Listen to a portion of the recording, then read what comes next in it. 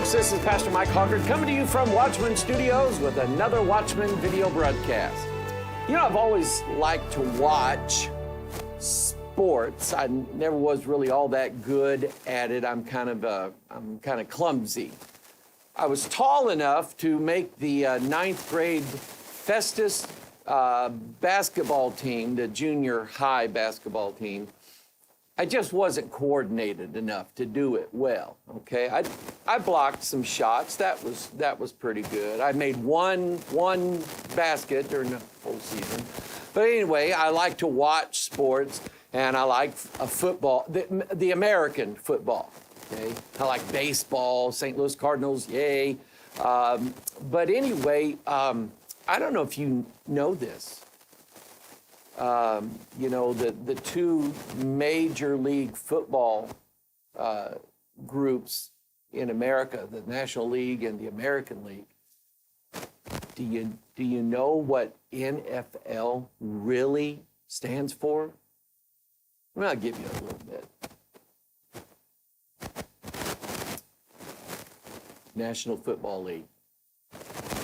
That's what it stands for. I noticed when I went to look at the makeup of the teams of the National Football League that, and I remember a few years ago, back in the 90s, when St. Louis, after we lost our football Cardinals to Arizona, that we were trying to get one of the expansion teams. They were going to add, I think, 2 teams to the American and National League rosters, and St. Louis was trying to get one of those, and we didn't. We lost out to Carolina, okay? But then we got the Rams long enough to go to a couple Super Bowls, and then we gave them back to L.A., okay? But anyway, adding those 2 teams during the expansion was pretty interesting, because that made it, I mean, here it is right here, 32 teams. The NFL consists of 32 clubs, and they're organized and maintained, and I guess you could say the boss of these 32 teams is the commissioner of football. At the time I had this, it was Roger Goodell. So what you have is you have 32 teams and one master, 33, okay? Now, you may say, oh my goodness, look at it from a Bible perspective. You know, in 1 Kings, and I've used this several times, we have that same layout. 1 Kings 22, where Syria is going to attack Israel. And the Bible says, but the king of Syria commanded his 32 captains. I have to throw this in here. What does every football team have? It's a captain. Okay, just thought I'd throw it in there. That had rule over his chariot, saying, fight neither with small nor great, save only with the king of Israel. So you have, and then the eagle here. You know, you have the 32 stars under the eagle's wings, but the eagle makes it 33.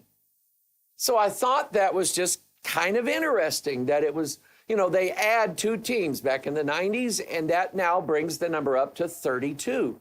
But then they did something else that you just kind of have to say, you know, there's just something going on here. And what I'm going to show you is you have to ask yourself, now, was this done with intention? In other words, did the people who made this change in how football is played, did they intentionally do it to come out exactly this way, or did they just do it and they were not really aware of what they were doing, but there was something higher in charge? Ephesians 2, verse 2, wherein in time past ye walked according to the course of this world. So there is a course that this world is going on. According to the prince of the power of the air, which is Satan, the spirit that now worketh in the children of disobedience.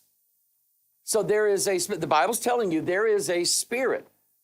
Satan, the dragon, Lucifer, there is a spirit that works through all lost people. And they do what this spirit wants them to do. This is really what makes grand conspiracies work. Because let's take something like the flat earth, which they lost, okay? There was an experiment done, the final experiment, because flat earthers said that there's no way in the world you could have a 24-hour sun down in Antarctica, not the way their little model has the sun going around like a roulette ball, okay? But then, lo and behold, somebody put up the money and invited a bunch of people to go down there, and at least 2 flat earthers went down there, and they both said, yeah, we were wrong. There's a 24-hour sun down here, okay? So anyway, let's take that conspiracy, okay? So let's just play their side for a little bit, okay? In order for there to be really be a flat earth, okay? Imagine the number of people that have to be in on it, that are trying to cover up the earth being flat, because that's how God made it. And then, they're telling everybody the earth is actually a globe. It's a big globe. And imagine the number of people that have to be in on it. You have to have like every airplane pilot, everybody who works with GPS, okay? Everybody who navigates ships south of the equator, everybody that's currently in Antarctica now, and everybody that's ever been to Antarctica, everybody that's going to be to Antarctica. You have to have all of these people. These are just common people. You have to have like millions of people in on it in order for it to work. It doesn't work. But then, if you have a spirit, and a spirit is allowed to put thoughts and ideas and principles, not just in their head, in their heart. Okay, that's how a lot of conspiracies work. 9/11, sure, there were human agents, several of them. But there were spirits working on that day. I did a video on this years ago called The Babel Conspiracy, wrote a book on it. And if you want copies, get in touch with our ministry and we'll get them out to you, okay? But there it covers the spiritual nature and, the thing with 9 and 11 and all the symbolism behind it. It's all covered in that book, okay? So now, understand this. What I'm about to show you about football is either they did it intentionally or the spirit that worketh in the children of disobedience caused it to be this way. And let me explain to you what I mean. For years, if you remember the old days in football, they had the goalpost like right at the touchdown line, okay? So if you were running to catch the ball and you caught the ball, it slammed right into the goalpost, right? To get a touchdown. Well, then they moved it. They moved the goalpost back to where it would, kind of lean over and that way nobody got killed, trying to score a touchdown. And if you don't know about scoring in football, you have if you cross the line with the football, you get 6 points. You have the opportunity to get an extra point if you can punt the football from the ground through the goalpost. Now think about that. The goal, the end product, the prize, as it were.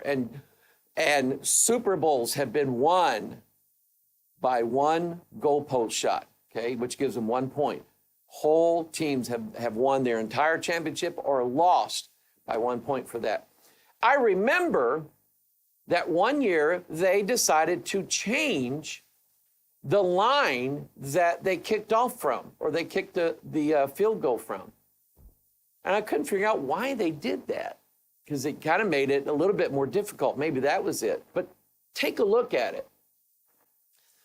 Under the new rules, which the NFL is trying out this season, extra point kicks are now taken 33 yards from the goalpost, which is 15 yards out from the goal line. That additional distance has already caused kickers across the league to miss 13 attempts Since 2000, the kicker's success rate for extra points has been either 99% or 98% every season. And this season, it's currently 95%. Now, this was written a few years ago. But why did they move the line from which the kicker kicks the ball so that the ball traveling through the goalpost goes exactly 33 yards? I mean, if I could illustrate this for you, this picture of Freemasonry and how basically the goal of Masonry is to reach the top. You must climb, or you must ascend, you must develop these 33 steps in the Scottish Rite. And once you reach the 32nd and then the 33rd, you are this grand poobah Mason, and you supposedly know the true secrets of Freemasonry, which I don't believe. I don't believe that 33rd degrees even know what the real secret is. It's because these guys don't believe the Bible. If they believed the Bible, they wouldn't be Masons, okay? But anyway, that's the idea. So you see, they moved the football so that deliberately, in order to get this goal or win this prize or to be at the top, you have to kick the football 33 yards exactly. And they did this apparently for a reason. Now, was it their reason to do it? Was it their idea to make it exactly 33 yards, going, hey, this is the devil's number, or was it the prince of the power? I tend to believe the prince of the power of the air just works through people, and they do exactly what that spirit causes them to do. So we're studying numbers again. We're studying the number 33.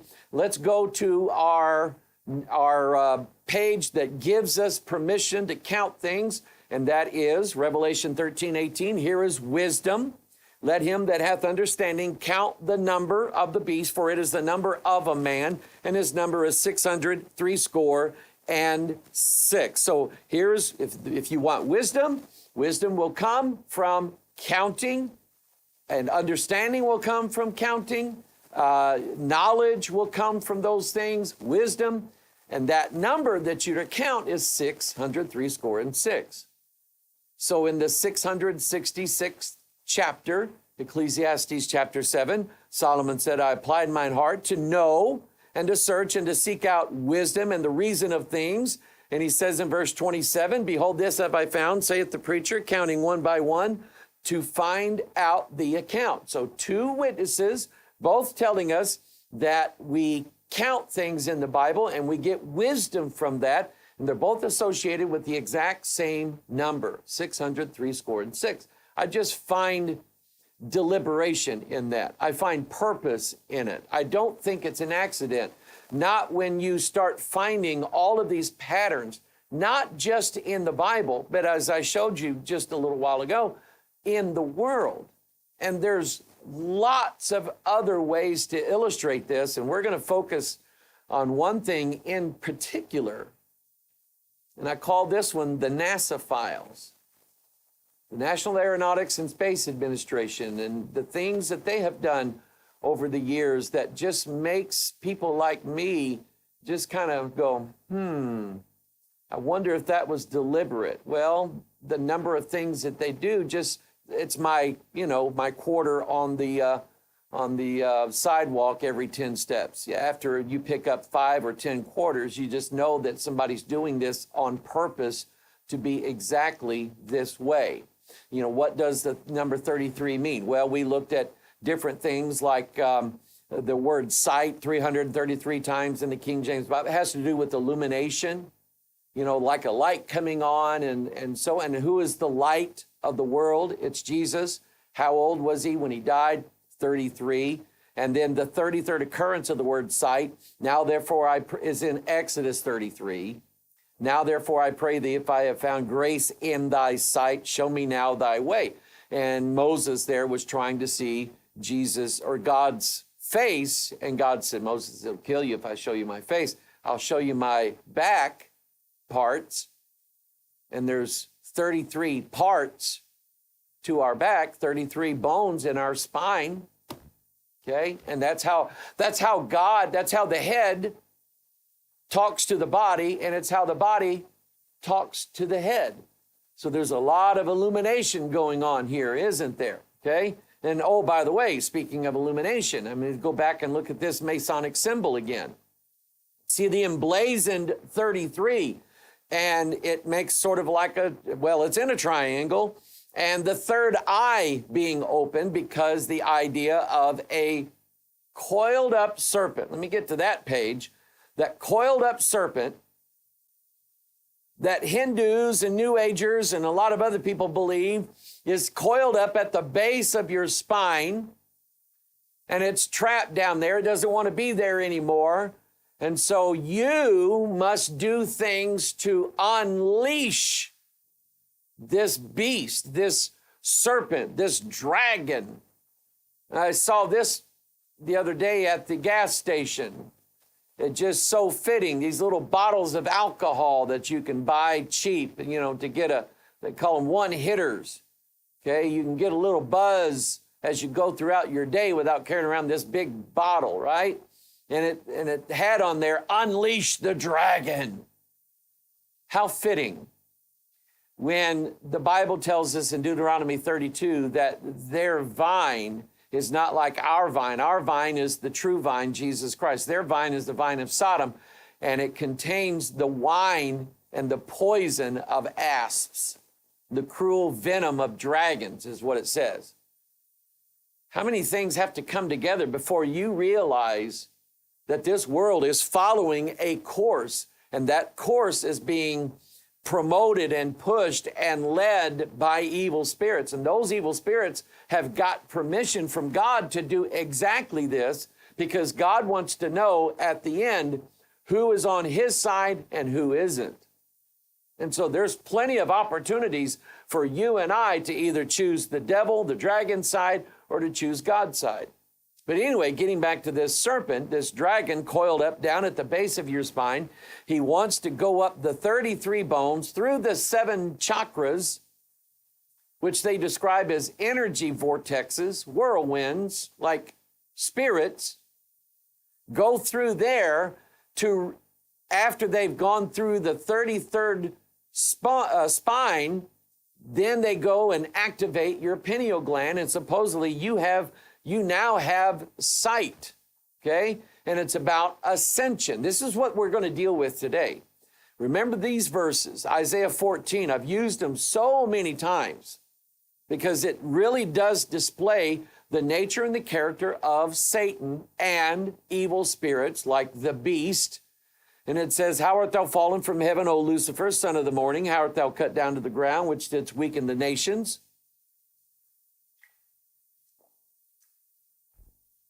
For thou hast said in thine heart, number 1, I will ascend into heaven. Number 2, I will exalt my throne above the stars of God. Number 3, I will sit also upon the mount of the congregation in the sides of the north. Number 4, I will ascend above the heights of the clouds. Notice ascension here. He says it in verse 13, I will ascend into heaven. Says it in verse 14, I will ascend above the heights of the clouds. And then number 5, I will be like the Most High. And if we use the illustration of the body and that spine, let's say that the base of the spine, where there is no nerves going down there, that's God being silent to them who go down into the grave. No messages, no nerve bundles coming out of those last 4 vertebrae. So that would be a picture of hell. That's where the beast is now. He's in the pit. But when he ascends up, he wants to make it all the way into heaven, or maybe into the heavens. Here's an actual picture of it from one of Stephen Greer's CE5 meetings, where UFOs show up, and this Kundalini spirit, this fiery flying serpent, actually shows up and does this in a person there who basically asked for it. And one thing I want to say about these drones that are all over the world right now. people like Stephen Greer and the people that practice all of these cult religions, they're asking for this. I'm not saying it like you asked for it. I'm saying they literally pray for this day to come. They want these ascended masters, these gods, these aliens, these beings, these ships to come down, give us their technology so we can cure all diseases. We can get rid of hunger across the earth. We can extend the human life to an infinite amount. We're going to basically behold them as the saviors of this planet. That's not who they are. But people have asked and prayed to these gods for this very thing to happen. And now it's happening. What comes next? Well, we'll just have to wait and see and keep our minds and our hearts close to our Bibles, because that's where the answers are going to be. So now we've established this, and I hit on this last time we were dealing with this. I kind of gave you a little insight into where I'm going. It occurred to me, because I was watching this take place, that SpaceX was sending what they called the super heavy booster up to ascend into heaven. And lo and behold, it has 33 engines attached to it. Now, that just by itself may not mean a whole lot. I mean, you know, if I happen to be carrying 33 cents in my pocket right now, that doesn't mean I'm a Freemason. Okay, it doesn't mean that. Okay, or if my car's got 33,333 miles on it, I don't get rid of it because it's the devil's car now. Yeah, I mean, you understand. Okay, so if it's all by itself, really doesn't mean a whole lot. But when I look at it, at what its mission is, what its goal is, what it's aiming to do, what it's part of, the name that they put on the thing, it's the Dragon Crew capsule that has me interested, sitting on top of these 33 engines, the Dragon being able to ascend up. And check this out. I've taught this before, but did you know that there is an actual borderline that separates our atmosphere and the limits of every nation on the earth, separates our sky from what is now known as outer space. It's called the Karman line, and guess what? It's at exactly 330,000 feet. Now, you would be hard-pressed to say that somebody deliberately moved the edge of the sky to this certain level, okay? This was something that God created, that God did. But take a look at the reasoning behind this. This is actually named after Theodore von Karman, who said, this is certainly a physical boundary where aerodynamics stops and astronautics begins. And so I thought, why should it not be a jurisdictional boundary? Haley has kindly called it the Karman jurisdictional line. Below this line, space belongs to each country. Above this level, there would be free space. And so in other words, they talk about American airspace.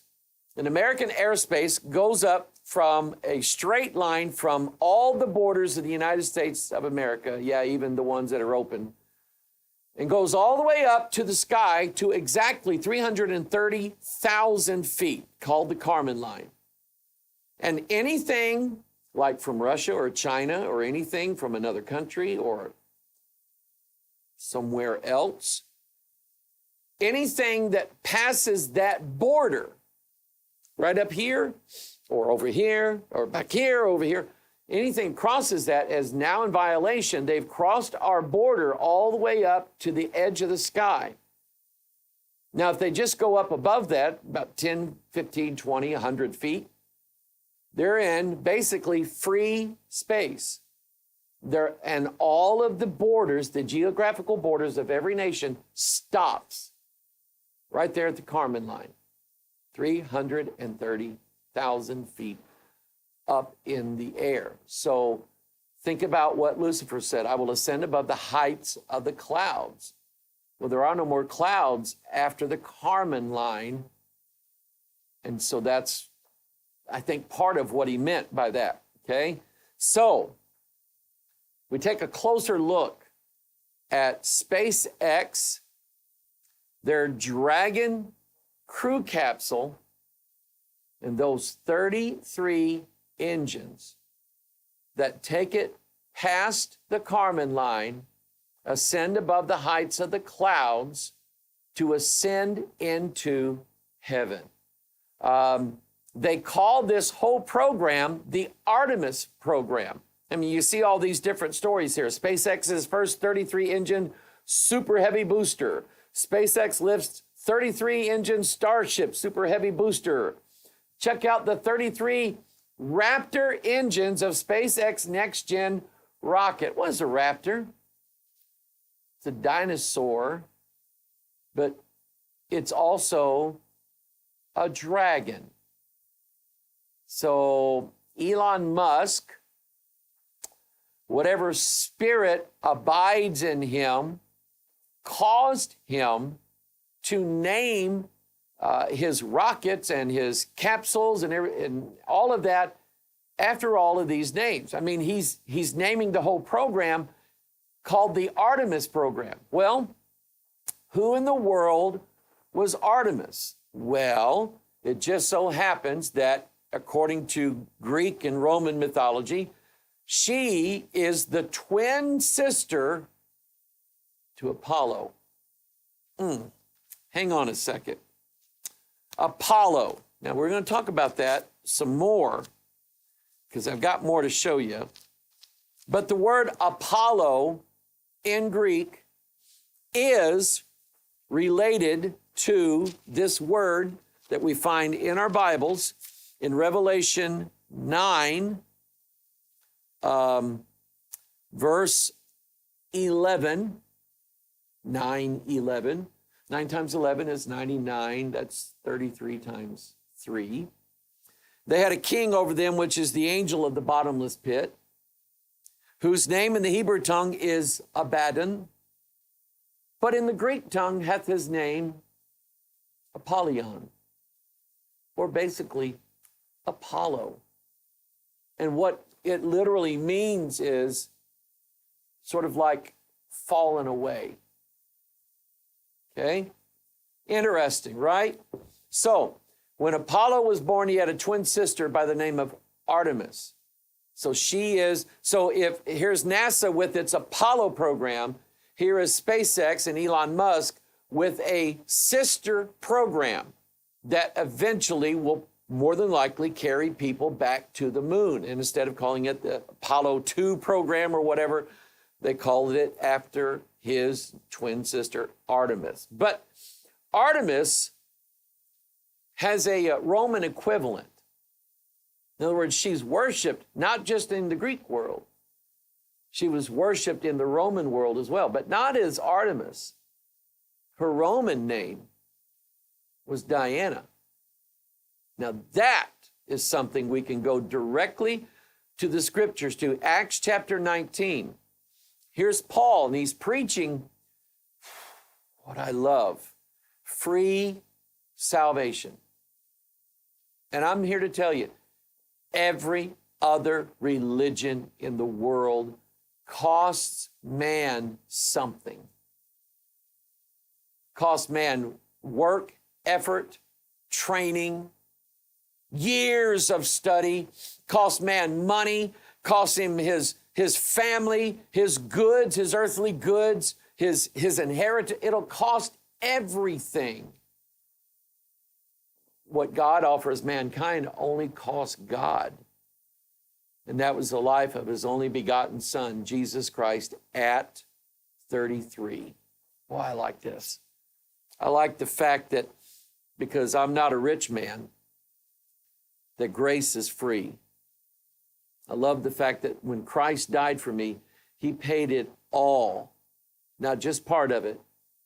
Not just the part, well, I have to do things like say Hail Marys or a bunch of Our Fathers or climb up this mountain so I can go bow before this big statue of Jesus that the Catholic Church has sitting up there in Lodwar, Turkana, Kenya. That place angers me every time we land there. And so you just pray for the people of Turkana. Pray for the people who live in that area around Lodwar. Okay? They're having heavy burdens put upon them by those Catholic priests over there. You pray for them. But anyway, her name was Diana. And so here's Paul preaching the free grace of God, and that God does not dwell in temples made with hands, and God does not inhabit some statue that goes, or God's not there. God told us, don't even make those things.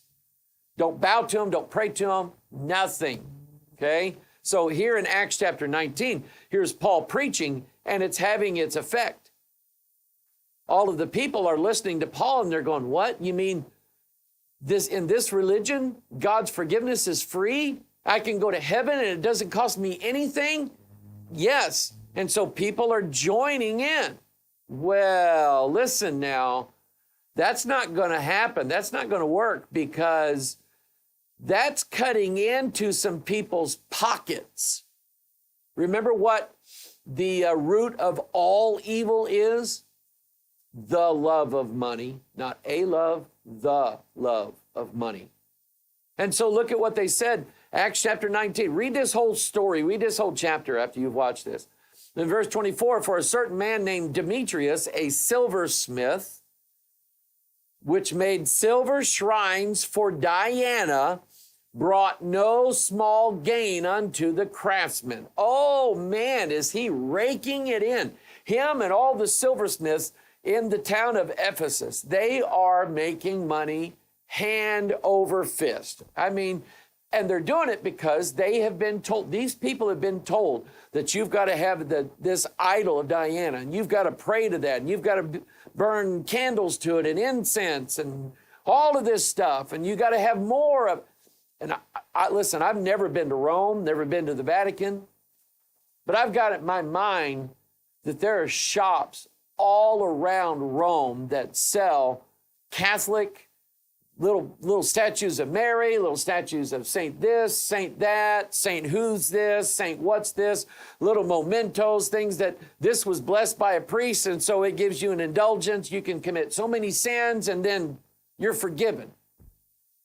All that irritates me, okay? So that's what they're complaining about. They're complaining because Paul's cutting in to their finances. We can't sell idols to people who won't pray to them. So in verse 27, they say, so that not only this, our craft is in danger to be set at naught, but also that the temple of the great goddess Diana should be despised, and her magnificence should be destroyed, whom all Asia and the world worshipeth. Boy, how true is that? And when they heard these things, they were full of wrath and cried out, saying, great is Diana of the Ephesians. And the whole city was filled with, look at this, confusion. You want to take a guess what spirit is there? You see, Artemis and Diana are really mystery. Babylon the Great, the mother of harlots and abominations of the earth. Because Diana is a mother goddess, Artemis, a mother goddess, Mary, a mother goddess, a mother goddess, there we go. And Babylon is fertility goddesses, okay? And so they said, you know, the whole world worships Diana. Well, it does, just different names. No matter where you go, no matter what culture, there is always a female deity that 99 times out of 100 was a fertility goddess of some kind, which means whoredoms. And that's generally how she was worshipped, by whoredoms, okay? Hieros Gamos is the name that they use. Holy, well, you know, holy that. Okay, holy fornication is what I'll say. So the whole city was full of confusion, and having caught Gaius and Aristarchus, men of Macedonia, Paul's companions in travel, they rushed with one accord into the theater. They were going to put them on, have a little kangaroo court and put them on trial and then sentence them to death probably. Verse 34, but when they knew that he was a Jew, all with one voice about the space of 2 hours cried out, great is Diana of the Ephesians. They did this for 2 solid hours. And when the town clerk had appeased the people, he said, ye men of Ephesus, what man is there that knoweth not how that the city of Ephesians is a worshiper of the great goddess Diana, and of the image which fell down from Jupiter? Oh, look at that. You see, you got the 2 deities. You have the female deity, the goddess, Mystery Babylon, Diana, Artemis, whatever, Ashtaroth. And then you have a fallen god given different names. In this case, Jupiter himself sent him down to the earth. Maybe a meteorite of some kind that had special qualities. I mean, who knows what it was? Did you know in that Kaaba, that big black box that the Muslims swirl around 7 times like the planets?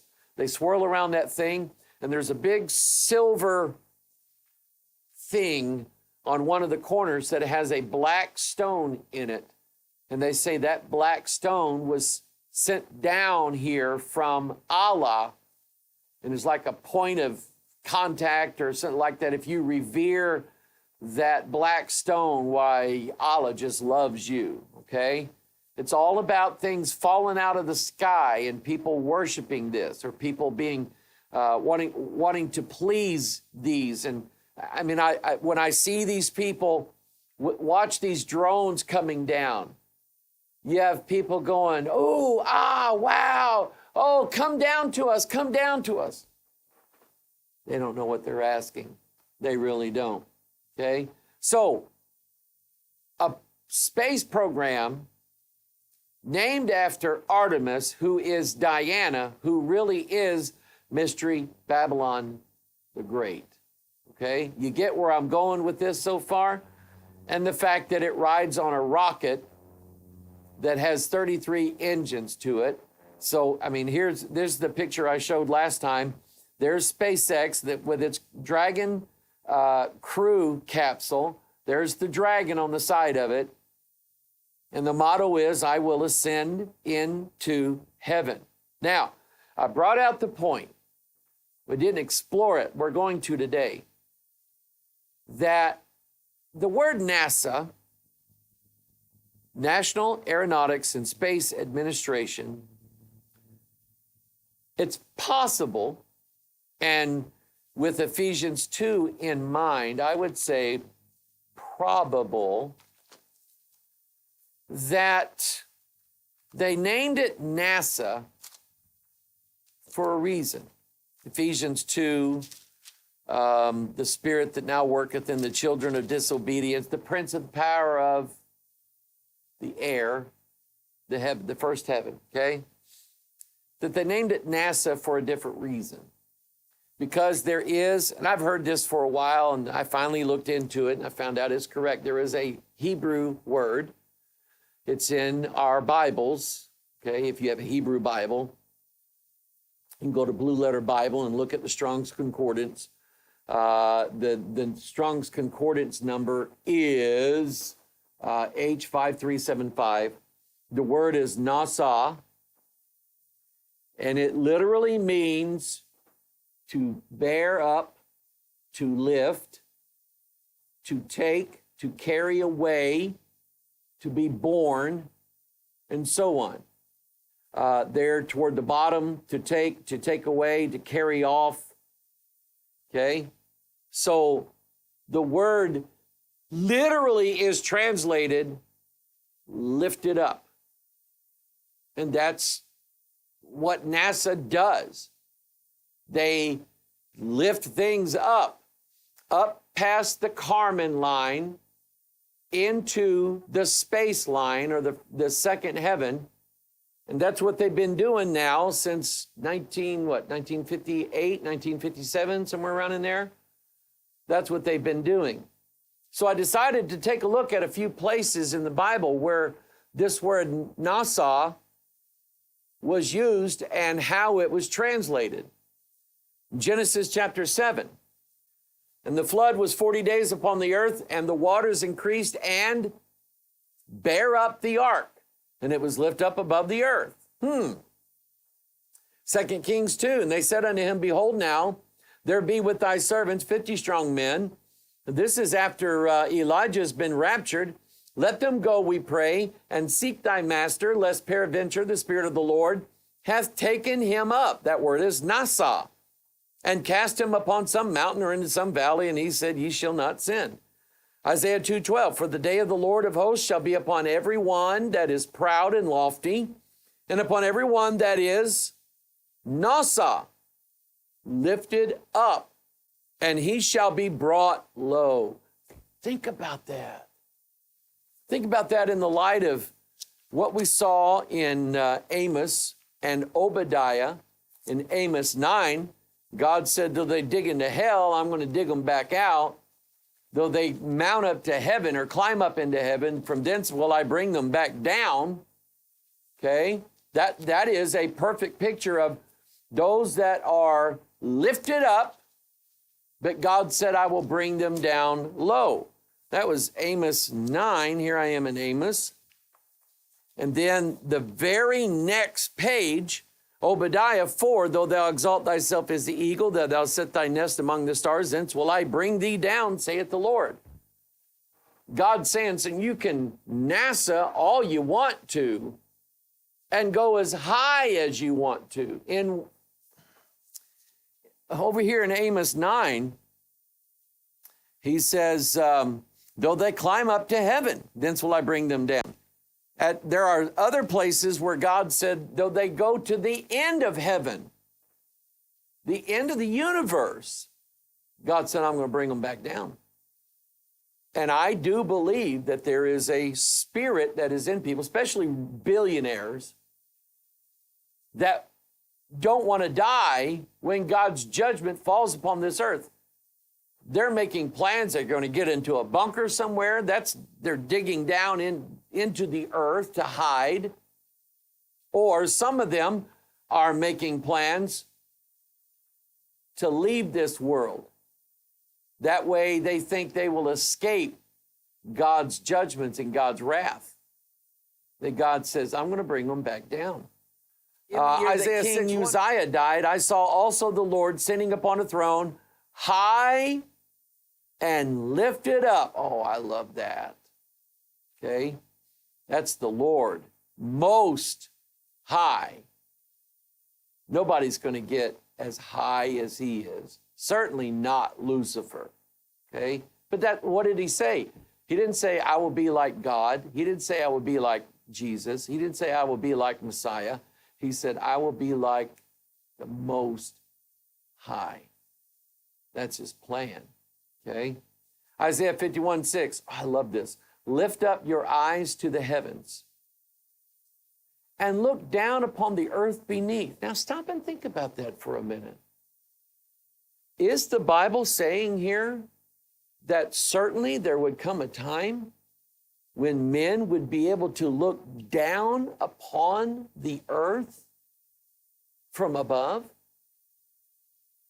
I mean, when Apollo 8 made it all the way to the moon, and they get into lunar orbit, they go around the back of the moon, and as they come back around, they see the earth sitting there, just hanging there on nothing, exactly the way God says in the Word. And they take this picture, they call it Earthrise instead of sunrise, Earthrise. And they're doing exactly what Isaiah 51 says. They look upon the earth beneath. For the heavens shall vanish away like smoke, and the earth shall wax old like a garment. In other words, God's going to get rid of it. But when he said lift up, your eyes to the heavens and look upon the earth beneath? That word lift up, nasa. Okay? And it certainly happened with NASA's name on it, didn't it? Well, in Ezekiel 1, God's chariot, think about that, okay? Do you think it's possible that mankind is involved in some form of reverse engineering these chariots from above? I do. I think it's very possible. I think it's biblically possible. So in Ezekiel 1, God gives us a picture of his chariot. When the living creatures went, the wheels went by them. And when the living creatures were lifted up from the earth, nasad, when they were nasa from the earth, lifted up, the wheels were lifted up. Whithersoever the Spirit was to go, they went, thither was their spirit to go, and the wheels were lifted up over against them, for the spirit of the living creature was in the wheels. That means the wheels were alive. They were living. And when those went, these went. And when those stood, these stood. And when those were lifted up, NASA, from the earth, the wheels were lifted up, NASA, over against them, for the spirit of the living creature was in the wheels.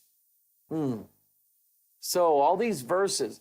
Now, I'm not saying every place where the Hebrew word NASA is used, that's got some kind of space thing to think about. But I'm looking primarily at things that are lifted up, things that are borne up, taken up, as it were. Anything that does what NASA does, takes this thing on a chariot ride from planet A up to beyond the Karman line, up into literally free space or outer space.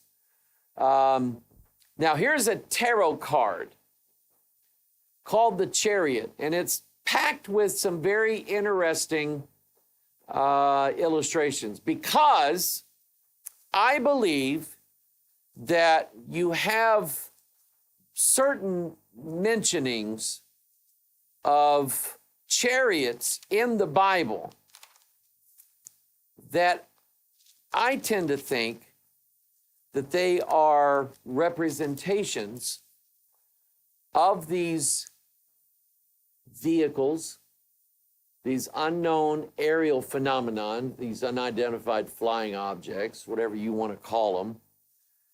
And I think that the Bible is telling us things about how they're going to happen. We have Sisera here in the Bible that had, he had 900 chariots of iron. Think about the Iron Kingdom.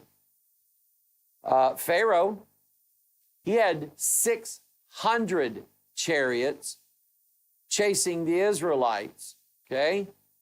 And I absolutely believe that that is a typological picture of something that is going to happen in the future. And those chariots, I believe that they represent what we would call the UFOs. These things that are filling up our sky right now. I mean, I don't know if this little UFO event is going to end at some point. Let everybody kind of calm down a little bit while we wait for the very next event, or if it's just going to get more and more and more from this day forward. But I absolutely believe that what's happening right now has everything to do with the interpretation of Bible prophecy. And all of these enemy armies where they had their chariots. And here God said in the book of Psalms, some trust in chariots, some trust in horses, but we will trust the Lord our God. And I think I get that. I think mankind, especially if we believe what has been said before Congress already, if we believe that there are certain factions within the United States government that have already been working on this alien technology. I mean, think about it. They want this. There's rumors already that we have vehicles that can fly into space, go to far, far away places. I know they're just rumors. I don't have 100% fact on them, but it interests me. It sure does. And I think this is all part of God's plan as we approach these last days. But anyway, getting to this Chariot tarot card, I want you to notice that the two beasts that are carrying this chariot, well, they're hybrids. They're part beast and part human. They're opposites. One is black, one is white. The driver of the chariot, you have right there a picture of the man of sin, the son of perdition, the Antichrist. He's wearing a crown. It's got 8 points on it. He is the 8th and is of the 7 and goeth into perdition, the Bible says. He's got a covering there. What's covering the top of the chariot are the stars. And so that could very well be what Isaiah 14 was referring to. I will ascend into heaven. I will exalt my throne above the stars of God. And the interpretation of this card is that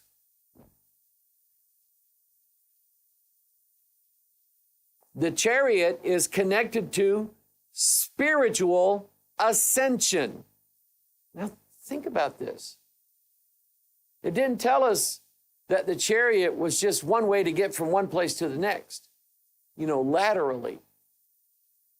It was a way to get man higher. So we're not just talking about ground chariots, we're talking about sky chariots. That's certainly what we see in Ezekiel chapter 1, and that's certainly what Zechariah saw, was these 4 horses and these 4 chariots that were coming out. They were sky vehicles. So the chariot is connected to spiritual ascension, portraying it as a vehicle for transcending, here it is, earthly limitations. Its number 7 is mystically significant, symbolizing completeness and divine insight. And then we notice with NASA that instead of naming their rockets like Rocket X, 27 or Capsule 892A, they gave them names, and not just like Bill and Fred and Tommy and Margaret. They gave them the names of gods. Amos chapter 5, but you have born. That's a NASA word. The tabernacle of your Moloch and Chiun, your images, the star of your God, which ye made to yourselves. Think about things going up into the heaven. You can see the International Space Station. If you live in a place where it follows a path, and every now and then they'll tell us locally here, if you go out tonight at 7 o'clock, look straight up in the northern sky, you'll see the International Space. It looks like lights going across, like stars. And so these vehicles going up into the heavens, appearing as stars, making man into higher than what man is, man into gods. Genesis chapter 3. So we have the Mercury rockets, named after the god Mercury. Remember, the heathen tried to name Paul Mercurius. Then we have the Gemini rockets. The first time 2 astronauts got together and stayed in space a while. Then the Saturn rocket. Saturn's like the chief of the gods, and was the Saturn V that propelled every one of the Apollo missions up into the heavens. And in that verse, Amos 5, where it's talked about the star of your God, which you made to yourselves. There's a speculation that what that was referring to with Moloch or Chiun was actually the planet Saturn. And if you notice there on the Israeli flag, they have what's called the Star of David, yet the Bible makes no mention of David having a star or a Star of David. There is talk, not in the Bible, there is talk in the occult of this symbol being the seal of Solomon, who they believe practice all forms of witchcraft and wizardry and things like that. We know that he burnt incense to all these false gods. But anyway, this flag has, number one, it has a triangle pointing up, a triangle pointing down. Triangle has 3 points, so we have a 3 and a 3 in this flag. 33. A 3 and a 3, 3 plus 3, making 6. There's 6 points to it. And there is a hexagon in the middle of that star. And there is, science can't really explain it right now. They have theories. But for the first time ever, a few years ago, we saw that there is a permanent hexagon on one of the poles of the planet Saturn. Now, did our ancient people living in the days of David the king, did they know that? They couldn't even see Saturn. Okay? So there's no way they could have known it just by their eyesight. I think there were spirits involved in this. Now, don't get me wrong. I'm a big fan and a supporter of the people of Israel. I just happen to know things about the symbol of their flag that tell me that there is definitely an occult spiritual connection. Okay?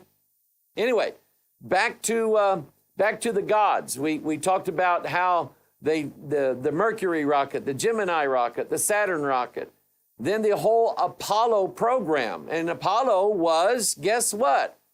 The god of light and the god of prophecy. The oracle at Delphi was a place where people could go, pay money or give whatever they had to give so that a prophecy could be received from the god Apollo that would foretell their future. And think about it. Artificial intelligence, along with the joining of quantum computers, one of these days, soon, will be used to forecast the future, will be used to look into alternate universes, because that's how quantum computers work. They tap into what they believe are alternate universes, alternate dimensions. One of those dimensions is time. And there is a belief that one of these days they will be able to forecast and predict the future. Now, you saw Back from the Future, didn't you? Where the bad guy, he ends up with this book of baseball scores, that was published like in 1985, but he gets it back in the 50s, and so he makes all these bets on sports and becomes this billionaire. I mean, think of it like if you had $1 million to invest in the stock market, and you could your computer could look into the future and tell you what stock was going to be an absolute guaranteed win. You put the whole $1 million on it, all of a sudden you've got $300 million in the bank. Or you happen to pick the right lottery numbers, because you've got something that can look into the future.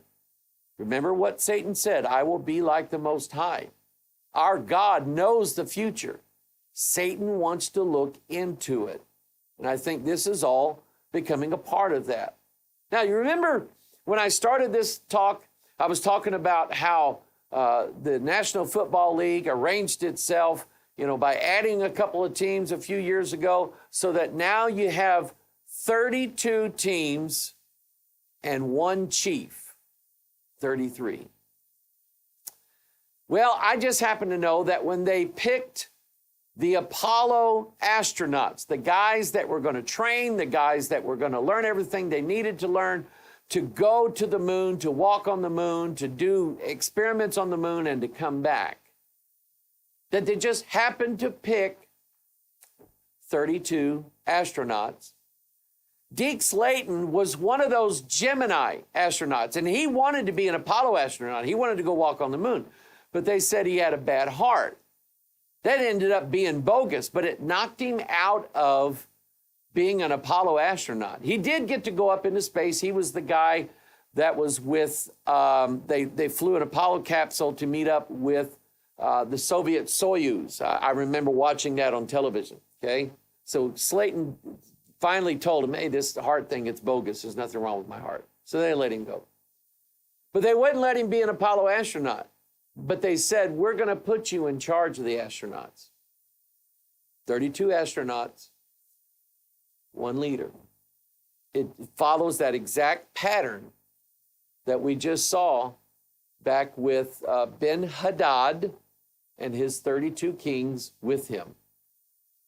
Oh, and I found this little tidbit out, that the Apollo 11 lunar excursion module, that's that really weird looking thing that landed on the moon, weighed exactly 33,300 pounds. That would be Earth pounds. That wouldn't be moon pounds. It didn't weigh that much on the moon. And I really hate to bring this up, but in 1 Kings, we learned that Solomon built a high place for Chemosh, and the abomination of Moab in the hill that is before Jerusalem, and for Molech, the abomination of the children of Ammon. A high place was a tower, a pyramid, where they would put a temple. Remember, we are fighting spirits, spiritual wickedness in high places. The higher they go, I guess the more spiritually wicked the spirit is. But they always burnt incense and made sacrifices up on these high places. We know that in Central and South America, a lot of these were human sacrifices, literally ripping their heart out while the person was still alive. Okay, that's pretty bad stuff. Notice in 1 Kings 11:33, God said, because that they have forsaken me and have worshipped Ashtaroth, the goddess of the Zidonians, Chemosh, the god of the Moabites, and Milcom, the god of the children of Ammon, and have not walked in my ways to do that which is right in mine eyes, and to keep my statutes and my judgments, as did David his father. I want you to notice there this little bit about Chemosh, also known as Baal Peor. Chemosh, thought by some to be a deified mortal king, was the national war god of the Moabites when they fought against Israel. He was worshipped along with Eshmun and Melkart, who were said to be the brothers, sons, or husbands of Ashtart. Mentioned in the Bible, he was worshipped by Solomon. As Baal Peor, this deity was androgynous. Think about that. Male and female together, sons of God, daughters of men. All right? And as a male, he was a sun god, and as a female, a moon goddess. Chemosh is shown as a phallus, a cone, a pillar, or a tree branch. A pillar, like a rocket, a tower. He is associated with Ishtar, and so on. Now, when it came to human sacrifice, the Moabites considered human sacrifice to Chemosh to be necessary to obtain the favor of Chemosh in critical situations as attested by those performed by the Moabite king. Now, I want you to get this in your mind. Solomon built a high place for Chemosh, very high. When the Apollo astronauts rode that elevator up that tower to get to the level that the capsule was on, they walk across this bridge and they're stuffed into the capsule. I've got a documentary on the Apollo 11 thing. I've watched it probably a dozen times. And the announcer is announcing as these Apollo 11 astronauts are walking across that bridge that it's at the 320-foot level, which would basically mean that more than likely the top of the Apollo capsule was at the 330-foot level. Now, I'm setting something up here that I think makes sense. They do sacrifice for Chemosh, human sacrifice, to obtain favor of this God so that everything they do after that is successful. Which leads us to this high place, Apollo 1. Where the first 3 Apollo astronauts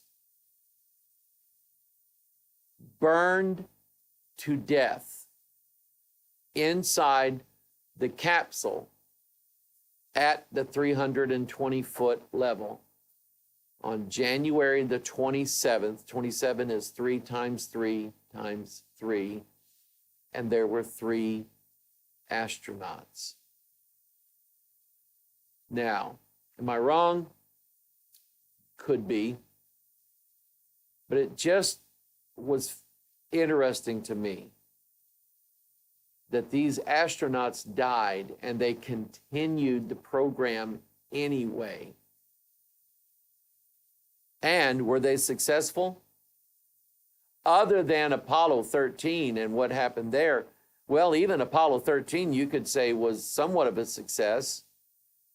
They went to the moon, went around it once, and got all the way back based on,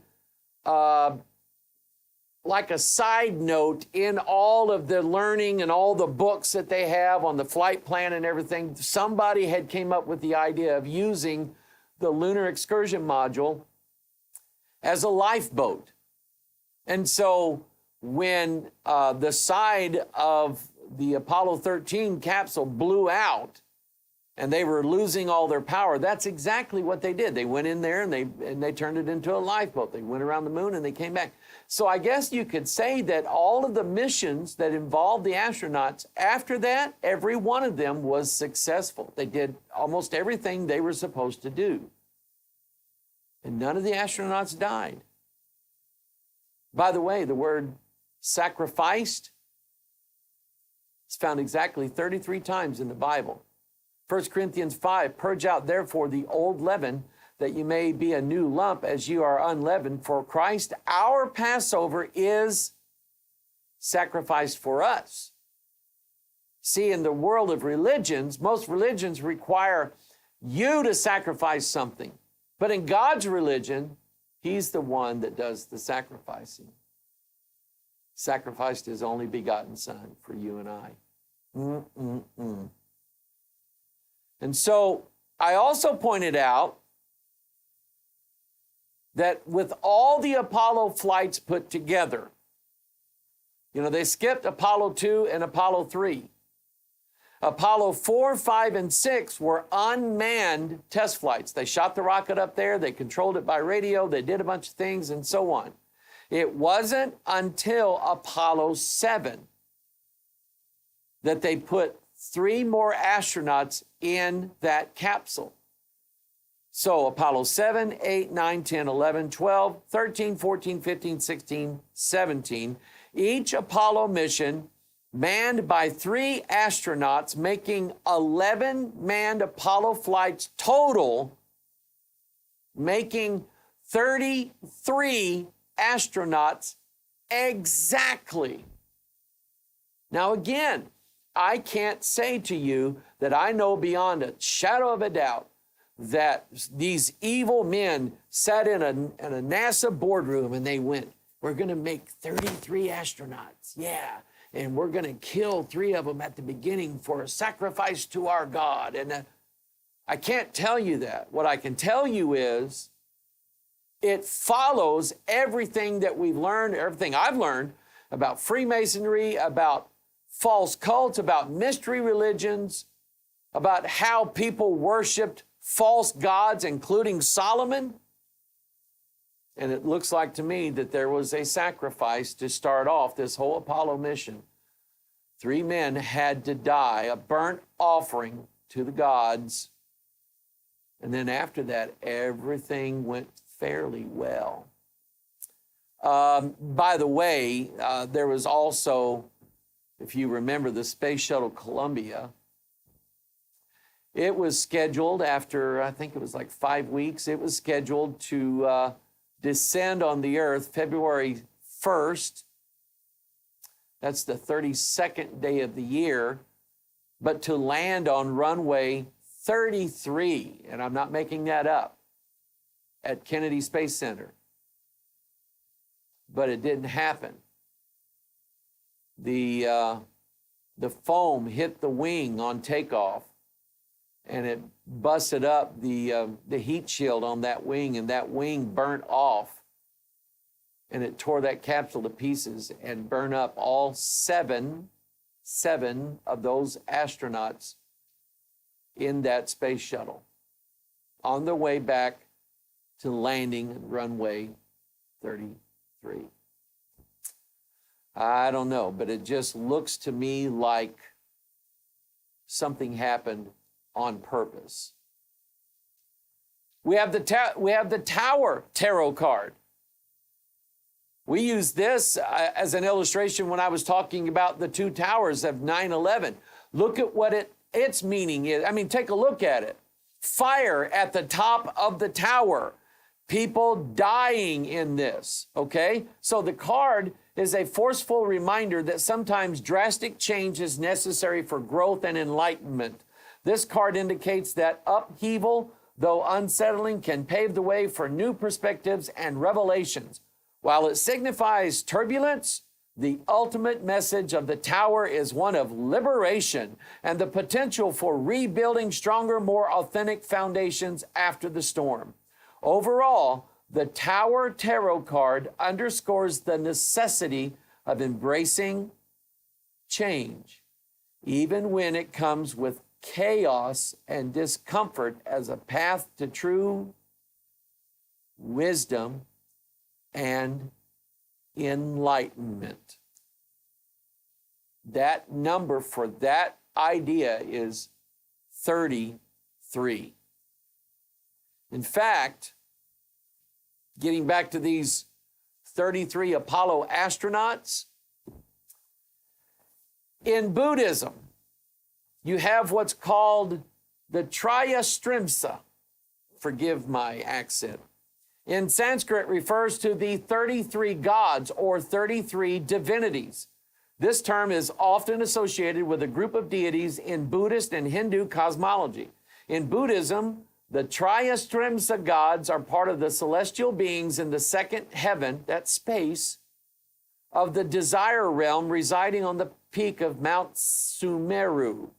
In Hinduism, the term sometimes relates to the 33 Vedic gods mentioned in ancient texts, which include 12 Adityas, 11 Rudras, 8 Vasus, and 2 Ashvins. Both traditions with these deities, or view these deities as powerful, overseeing different aspects of the cosmos and human experience. The number 33 carries significant symbolic meaning in these spiritual contexts. 33 gods. 33. 33. Now remember, all of these men ascending up into heaven. 33. Jesus was 33 when he ascended up into heaven, wasn't he? And when he ascended up to heaven, before he did, he warned us all. In Matthew 24:24, he said, there shall be false Christs and false prophets, and shall shew great signs and wonders, insomuch that if it were possible, they shall deceive the very elect. The group of these astronauts ascending up into heaven like gods, are they mimicking Christ? Are they not mimicking Christ?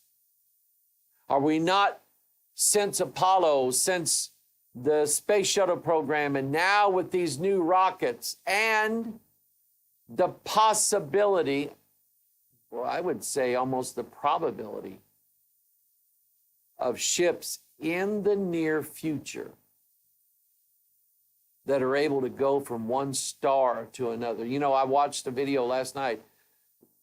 They're actually telling us that the Webb Space Telescope, detecting all these planets going around these different stars, actually can detect that one of these planets appears to have lights coming from it at night, sort of like our planet does. If you look at it when it's in the dark, you can see the city lights everywhere. Now, I don't know how they can detect that, but that's what they're telling everybody. A deception, a grand deception is coming. And Jesus said there's going to be false Christs. That number 33 cinches it with me. They're trying to be like Christ, ascending up into heaven. The whole series of Ancient Aliens, it was about this idea that we have been visited with aliens in the past and that they're coming back. That's what Jesus said. He said, the two angels said, this same Jesus, whom you see go up into heaven, shall come again in like manner. He went up in a cloud, he's coming back in a cloud. As a matter of fact, how do all the rockets take off? In a cloud. I'll leave the decision-making on how right I am up to you. We'll let time tell whether or not any of these things can be true. One thing I know for sure is that our Bible is right, and there will arise false Christs and false prophets. Only they may not all come looking like, Kenneth Copeland or any of these guys. They may be more along the lines of artificial intelligence. God bless you. I love you. You're the reason why we do what we do here at Bethel. Thank you so much for all your love and your support of prayers and finances to our ministry. The people of Kenya, thank you. Now I'm thanking you on their behalf. God bless you. We'll see you next time.